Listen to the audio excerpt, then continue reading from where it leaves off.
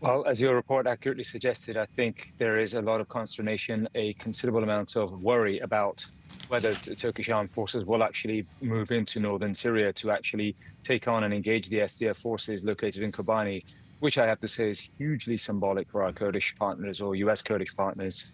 And simply because they will not essentially, in my estimation, just take that standing and they will fight against the Turks. And as the report also accurately suggests, that presents stability problem simply because a major NATO military will now be engaged in a major military conflict inside of Syria.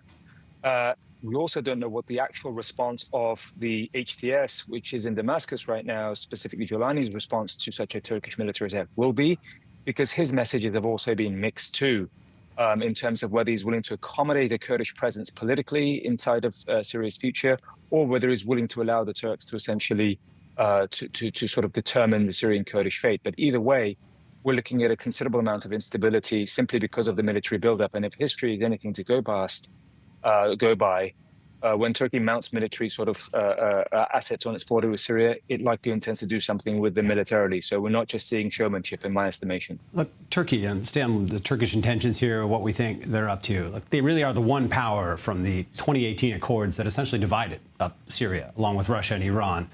That appears now in a stronger position versus Russia and Iran, who are much weaker. How are they set to leverage that? Are they likely intent on turning Syria into that type of Turkish vassal? I mean, that's a really good question. Look, I agree with the notion that Turkey is right now, at least it's in a more sort of strengthened position as far as calling the shots.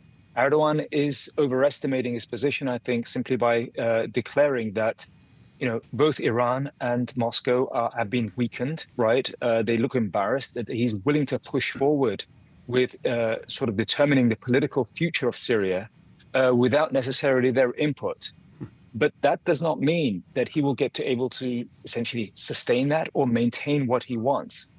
What will that conflict with the Kurds look like if it becomes protracted? Yeah. How willing is the Turkish military and the Turkish public ready to take casualties? How tested is the Turkish military in a long military campaign against a robust tested force that's been involved in counterterrorism operations against ISIS for a while, who are motivated to maintain their homeland, as we have seen in Russia's war against Ukraine?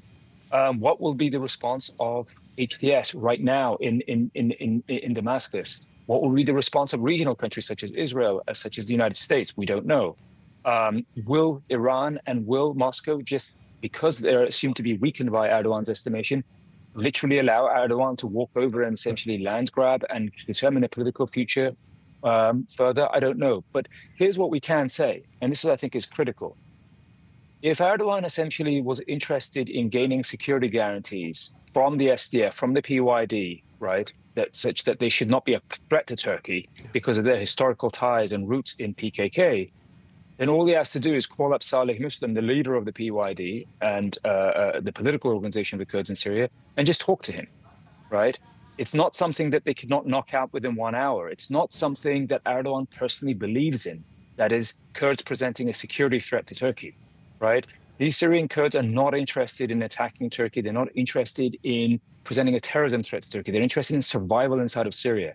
Erdogan is doing this because he wants to look strong. He wants to show his domestic audiences inside of Turkey that he's taking a tough counterterrorism stance when there actually isn't one. Right. Well, certainly a lot to play out here. Appreciate your analysis here, Dr. Ciddi.